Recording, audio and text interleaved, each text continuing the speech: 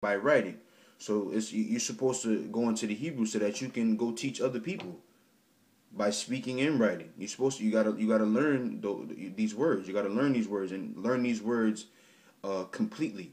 In what word am I looking for? Another word for complete.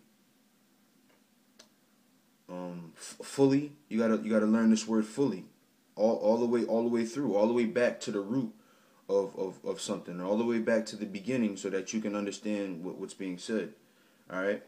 It says, my grandfather Jesus, when he had much given himself to the reading of the law and the prophets and the other books of our fathers, and had gotten therein good judgment, was drawn on also himself to write something pertaining to learning and wisdom. I want to read that again. It says, my grandfather Jesus, when he had much given himself to the reading of the law, so he had much given himself to it. He gave himself completely to it. And then it says, because of that, he gotten therein good judgment. So you have to be diligent in looking at these words and finding out what they mean, or else you won't gain any understanding of it. Ultimately, you got to pray to the Most High in the name of Yahushua that he'll give you the spirit to want to even have the diligence. But that's the beginning. But you still have to, as a man, like the Bereans did. When the Bereans were being taught something, they were diligent in a search to find out if it was true. So you got to search these things. It says let me see, let me find my place here. I'll start from where I left off. It says, my grandfather Jesus, when he had much given himself to the reading of the law and the prophets and other books of our fathers, and had gotten therein good judgment, was drawn also himself to write something pertaining to learning and wisdom, to the intent that those which are desirous to learn, Nathaniel, and are addicted to these things, might profit much more in living according to the law. It says here, wherefore let me entreat you to read it with favor and attention. You got to read it with favor and attention. You got to pay attention to what you're reading. And how do you do that? You got to go back to the Greek. You got to go back to the Hebrew. And sometimes you got to know some Latin words. It says, and to pardon us, wherein we may seem to come short of some words which we have labored to interpret. They labored to interpret these words, okay? It says, for the same things uttered in Hebrew and translated into another tongue have not the same force in them. So the Hebrew still has force, and if you read it in English, that's when it loses its force. But the Hebrew is still pure. The Hebrew is still that pure tongue and that pure language. All right, it says, and not only these things, but the law itself and the prophets and the rest of the books have no small difference when they are spoken in their own language. So the Hebrew still holds power. The Hebrew still holds strength. It's just we can't speak it in its entirety. We speak it broken. We speak broken Hebrew when we say Tawada, or when we say Tawada, when we say Babakasha, when we say these little small words. Let me think of another one. Salakia, when we're giving our apologies, when we say Khan as an affirmation. Those we know these words, and again, like I said before in the video, you can put certain words together according to what you've read in the English, and say, okay, this sentence is saying this, so I know that word is this word is that, so this is what that sentence is saying. So we can put certain sentences together, but the Hebrew is still broken, and that's what it's saying. He will turn to us a pure tongue, because now we just like in the book of Acts, when they were given the Spirit to speak other tongues, the Most High is going to put the Spirit on us to be able to speak the Hebrew as we did in the days of old, but it still holds that same power. All right, shalom. Back to the video. Because you got one guy over here saying the name is this and saying the name is that, and because of that we don't have the Hebrew. But the scripture here it says, for then will I turn to the people a pure language. Now the reason why it's not pure now is because we speak in fragments. I mean, I don't know of any brother that can speak the Paleo Hebrew fluently. and there's not a lot of us that can. You know, I mean, we know words here and there. We know, the water. We know, to say babakashah, which, is kind of to say please. We know, we can put certain sentences together based on what the scriptures say in English, and we can kind of piece sentences together. But we don't speak the language pure. So when the Lord comes back, then we will speak it pure. But that's not to say that we won't have that name. So let me go to this scripture here. Matter of fact, I can read it right here. Read it right here. This is Acts 2:21. All right. Acts 2:21 says this. It says, and it shall come to pass that whosoever shall call on the name of the Lord shall be saved. So before you even get saved, you got to know the name. But that's the key to salvation. The scriptures say the Lord's name is a strong tower, and the righteous runneth into it and are safe. So we gotta know that name before we get delivered. Before we even get saved, we have to know that name. And the thing, you doesn't understand that. But really, just watching the video and listening to him, I feel like it's just a thing of rebellion. The things when you're being a carnal man, you get envious. I don't like to use the word jealous because the Most High is jealous. So jealousy comes out of love. When you're jealous over something, it's because you love it. But Nathaniel is envious. He's envious of Elder Tahar. He's envious of Elder Gabar and Elder Rakar and Elder Rhyme lobbing on down. He's envious of those men. So all of this nonsense that he talks about, we don't know the name yet. That's all rebellion, man. And that's the reason why he can't grow in the spirit, because he don't have that name. That's the reason. That's his reason for not being able to grow. So again, Acts 2:21, it says, and it shall come to pass that whosoever shall call on the name of the Lord shall be saved. So in order for us to be saved, we got to have that name first. We have to be able to call on that name first. Now, he also made a remark, and he said this. He said, we're going to learn the name from the Son, not from some man on the corner. So that was another, a shot to the ribs, or what he thought was a shot to the ribs. See there, brother? They got the Father's name. Let's start right there. How did the 144,000 get the Father's name? Is it because a brother on the corner taught them the Father's name? Because we grew up, the Father's name to us, we were taught is Yahweh. Is that what the Bible is talking about? Say that, we're not going to learn the name from men. Well, the scriptures say we got to be taught of men. So I want to go to Acts 10 and the 12th verse. Alright. It says here, no, not Acts, Salakia, Romans 10.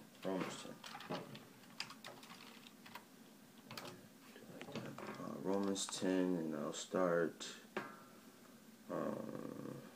at 13. It says, for whosoever shall call upon the name of the Lord shall be saved. So there it is again. Now how do we, find out the name of the Lord? Yes, the Lord has to be dealing with you in the spirit. You do have to, the Lord has to, come down and sup with you in order for you to get that name. Just to give a testimony, I remember, first coming into the truth, and I was petrified because I was watching the videos and I was learning, I was, writing things down, but I never knew what the name was, so I was always scared, like, man, if I don't get that name, I'm gonna die. And that's a feeling I had, just being young in the truth. You don't know what the name is, you don't know if you're gonna have the name or you're gonna get the name. But in actuality, it was just my spirit understanding and knowing that I needed that name in order for me to grow. The scriptures talk about going from glory to glory. The way you do that, you gotta have the key. You gotta have the key in order to go from glory to glory. So it says, for whosoever shall call upon the name of the Lord shall be saved. All right. Now it says here in verse 14 how you get that name. It says, how then shall they call on him who they have not believed, and how shall they believe in him who they have not heard, and how shall they hear without a preacher? So somebody has to teach them the name. It's just not going to come out of thin air. To educate somebody means to bring something from that's inside of them out. That's what the word educate means. I think it's a Latin word, educere, which means to lead out or to bring out. So if you gonna learn the name, you have to be taught the name. If you're gonna be educated of the name, you have to be taught it. Somebody has to bring it out of you, and that's to prove that. As a matter of fact, I think I got a scripture written down, because you know the elect that he mentions in the video, saying that because he mentioned Revelations 14:1, and he said that the way that they got the name of the Father written in their foreheads was because of the Lord. But we've had that name since the beginning of the time, because the elect, that 144,000, those that sat with the Lamb, as it says in Revelations 14:1, they've been that elect since the beginning. So they've had that key from the beginning. So if I can find that scripture real quick. No, that's not it. Lord's will. Oh, here it goes. Let's see what I got. Let me see. I'm not sure. Bear with me for a minute. Lord willing, it'll come out. You know, it's a little rough, but you know, hopefully, Lord's will, the point is being made. This is 1 Peter 1:2. It says, elect according to the foreknowledge of the Most High, the Father, through sanctification of the Spirit, unto obedience and sprinkling of the blood of Yahushua HaMashiach, grace unto you and peace be multiplied. So those elect were according to the foreknowledge. When you say fore, that means in front of something. So the Most High had that elect from the beginning. Let me see. I think I have another one over there. Let me see. I think I have.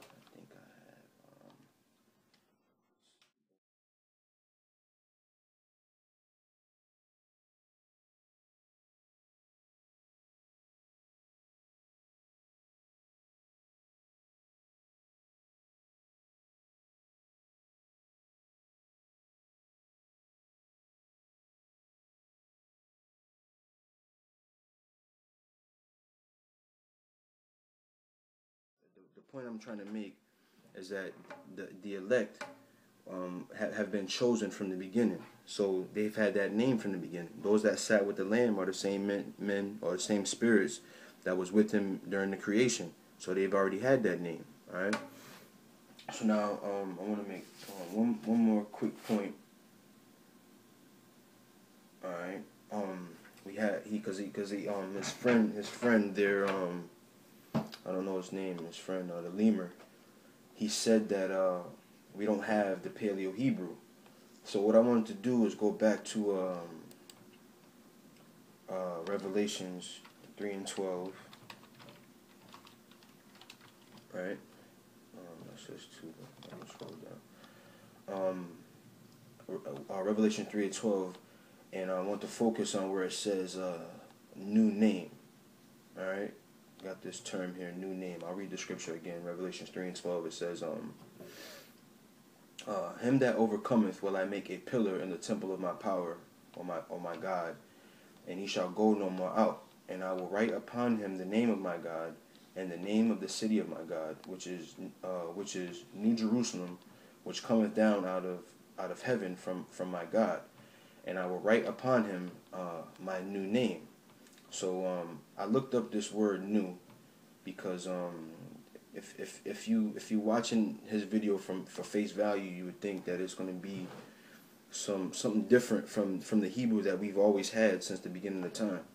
So I want to go into this word, this phrase here, new name, real quick. Let's see here.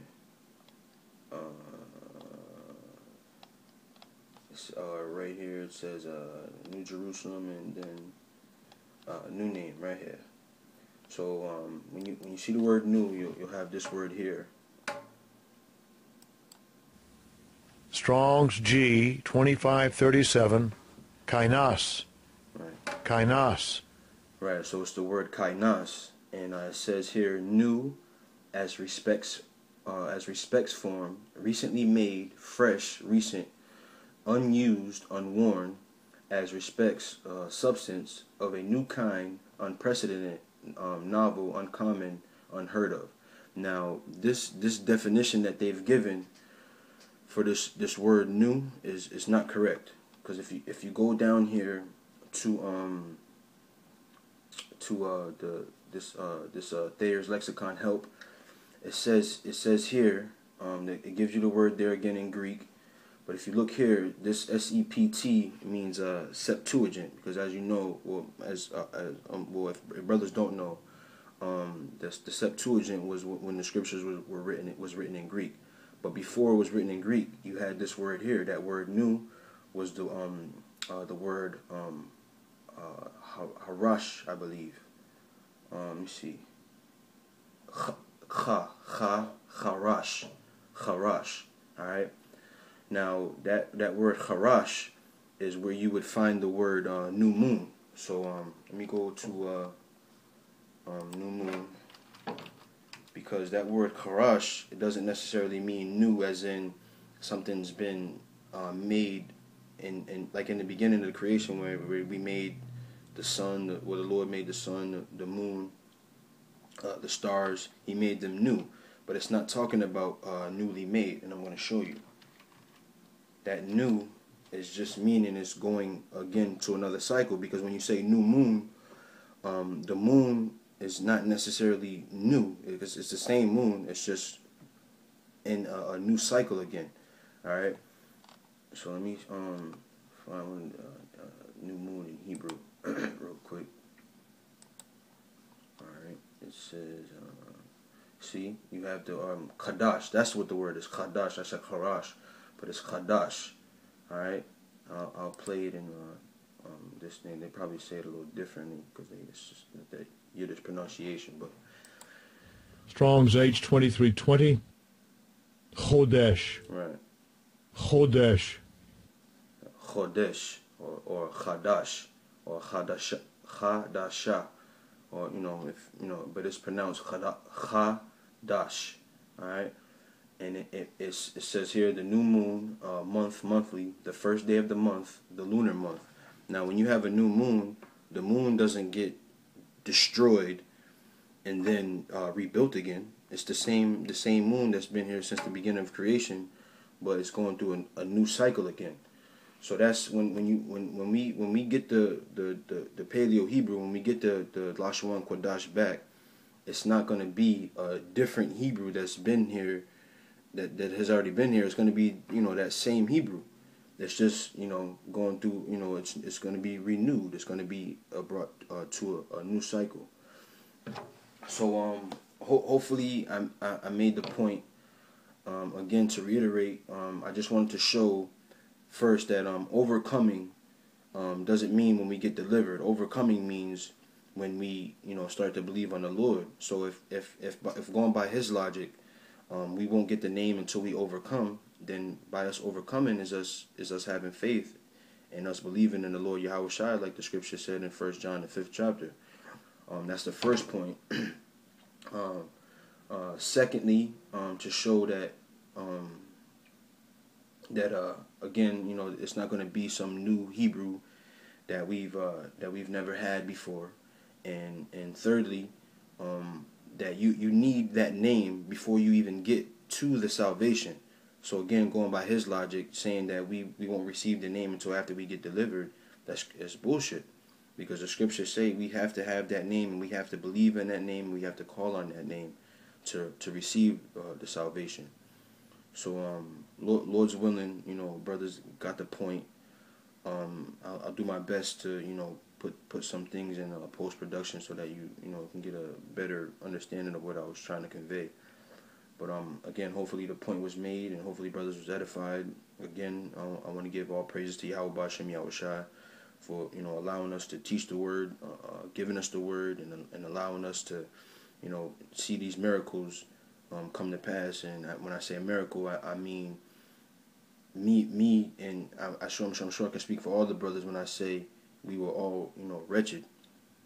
And for the Lord to have mercy enough on us to allow us to hear this beautiful word, I'm grateful for it. So that's what I mean by that.